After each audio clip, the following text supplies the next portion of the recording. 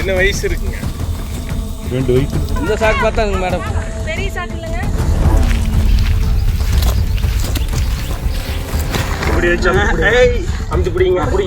இப்படி வச்சு அமுத்துங்கண்ணா. விட்டுற ராம அப்படியே பிடிச்சிக்கா. அழகா ரிலீஸ் ஆகுதா? கீழே விடுங்க. கீழே விடுங்க. அப்படியே பிடிச்சிக்க. ராம வாழை சுத்திரு.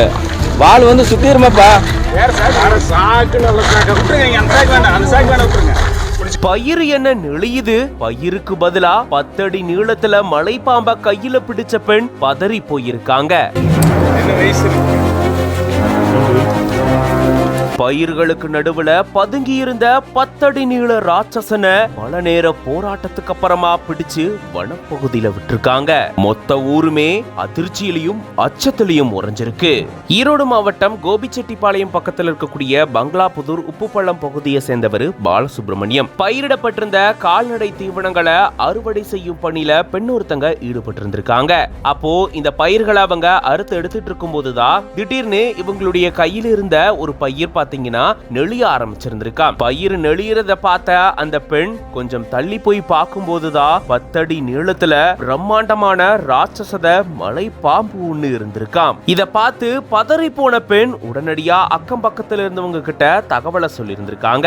இதை தொடர்ந்து வனத்துறையினருக்கும் தகவல் தெரிவிக்கப்பட்டிருக்கு. வனத்துறையினர் இந்த பாம்பை பிடிக்கிறதுக்காக அங்க வந்திருந்திருக்காங்க. கோபி தீயணைப்பு துறையினருக்கும் தகவல் தெரிவிக்கப்பட்டிருக்கு. தீயணைப்பு துறையினரும் விரைந்து வந்து வனத்துறையினரோட இணைந்து 10 அடி நீளம் இருக்கக்கூடிய இந்த ராட்சசத மலை பாம்பை லாபகமா பிடிச்சிருந்திருக்காங்க. நீண்ட போராட்டத்துக்கு அப்புறமா இந்த பாம்பை பிடிச்சு துரையம்பாளையம் அடுத்து இருக்கக்கூடிய அடர்ந்த வனப்பகுதிக்குள்ள விட்டிருந்திருக்காங்க. இப்படி விவசாய தோட்டத்துல பயிர்களை அறுவடை செஞ்சிட்டு இருக்கும் போது பெண்ணுடைய கையிலேயே மலைப்பாம்பு ஒண்ணு சிக்கியிருந்த சம்பவம் கிராமவாசிகள் மத்தியில பெரும் அதிர்ச்சியும் அச்சத்தையும் ஏற்படுத்தியிருக்கு. இதன் காரணமா மொத்த கிராமமே பரபரப்பா காட்சி அளிச்சிருக்கு. இது பத்தின உங்களோட கருத்துக்களை கமெண்ட்ஸ்ல சொல்லுங்க. மேலும் பல செய்திகளுக்கு பிஹைண்ட் உட்ஸ் பேஜை ஃபாலோ பண்ணிக்கோங்க.